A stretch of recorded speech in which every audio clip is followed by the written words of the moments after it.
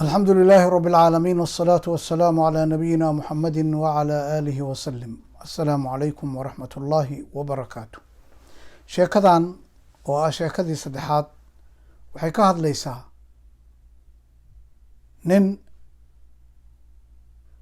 Turki ah dagaal uu ku jiray oo dhacay 18 bishii saddexaad 1915.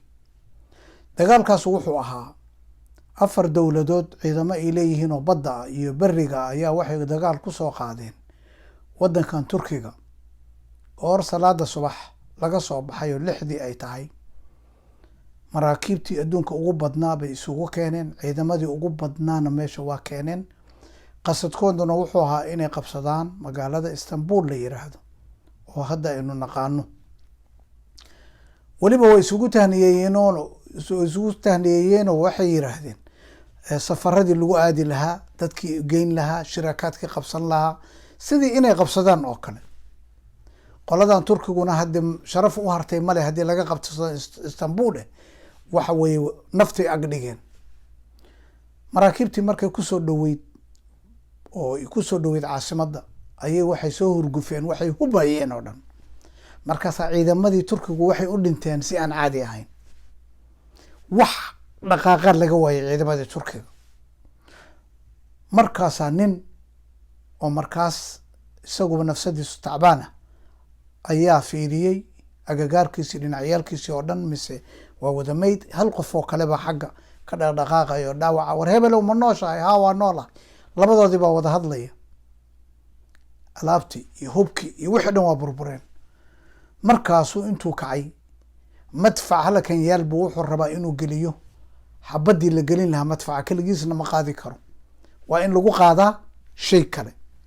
wixii lagu qaadi lahaana waa burbureen. wuxuu yiri wuu isku dayay isagoo la gariiraya ayuu madfacii wuxuu geliyay xabadii markuu geliyay buu wuxuu ku aadiyay markabkii ugu weynaa maraakiibta. wuu ku riday. markaasuu la helay markabkii ugu weynaa soo ma u qarxin. wixii maraakiib ahaa agtiisa oo dhan buu burburiyey. ciidamadii marka waa niyad jabeen. maraakiibtii dib wax u carara iyo wax gubta iyo wax baaba ay noqdeen. ciidamadii lugta haddaba soo baxay.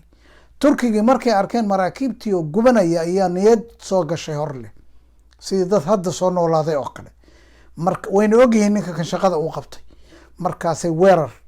maalinta iyada Turkiga waxaa ka dhintay 250 kun oo qof askari.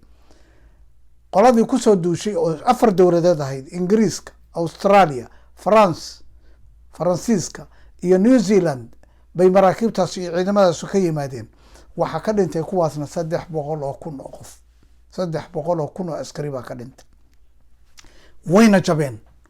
ciidamada iyaga way jabeen. saas ayay ku liibaantay magaalada Istanbul. maxaynu qisadan ka faa'iideynaa? waxaan ka faa'iideynaa hays yaraysanin adigu. ha oranin dagaalka janaaq qalca baa la yiraahdaa. janaaq qalca baa Turkigu u yaqaanin. hal nin ayaa badbaadiyey ummadii oo dhan. hadduu iska seexan lahaa bal ka waran haddaba dhihi lahaa ummadii dhammaatay anigu maxaan qaban karaa? taasaa marka lagu diidayaa. waa inaad mubaadaro qaadataa oo aad adigu isdirtaa. marmar waxaa dhici karta inaa ummad dhimatay aad noolaysid. darsigaas ayaana laga qaadanaya. wallahu subxaanahu wa tacaala aclam.